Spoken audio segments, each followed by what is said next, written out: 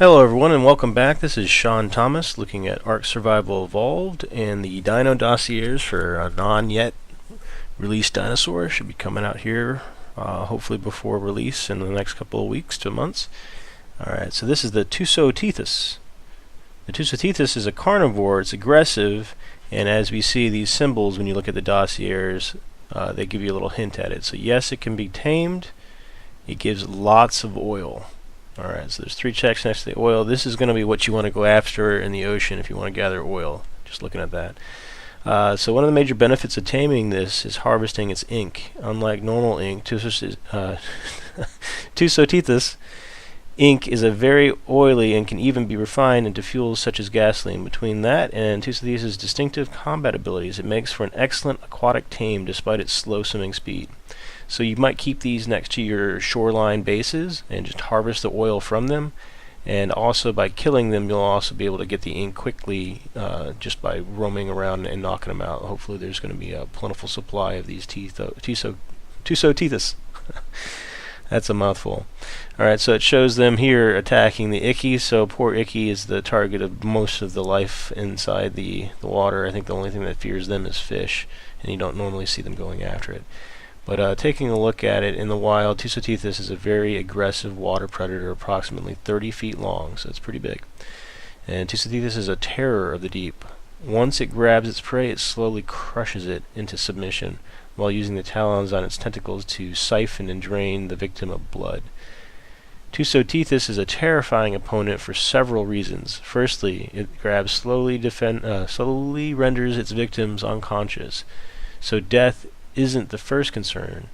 Secondly, its vampiric blood drains instantly, revitalizes it even during combat. And finally, if Tusoteuthis is losing a fight, it sprays a cloud of ink into the water around it, blinding its attacker to cover a sneaky escape.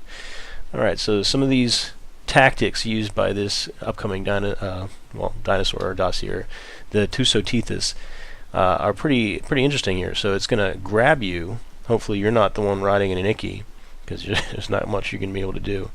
But you almost need to travel with a couple water-based dinosaurs, maybe a couple sharks, the megalodons. So one of you gets grabbed while you have another tame that gets to attack it without having the tentacles grab it, unless it's allowed to grab multiple. That'll be interesting.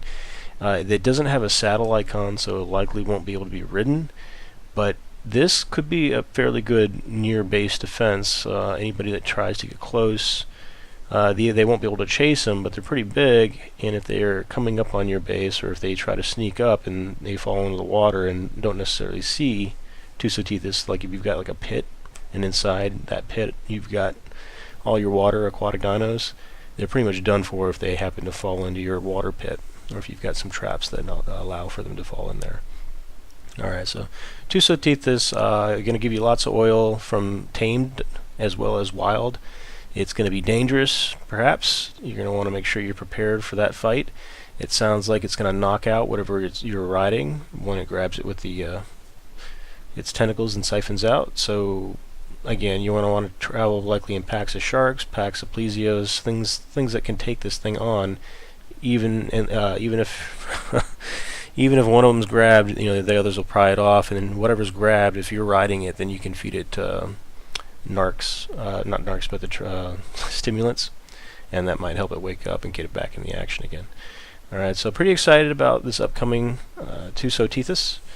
Anything that can help you get oil is beneficial here on ARK, and a lot of players who haven't yet found the oil nodes that are above ground, you can find those near the blue obelisk.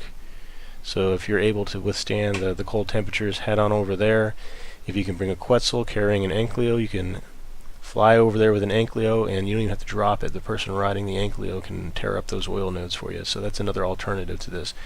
But if you need to go after oil once this guy's released, he's got it for you.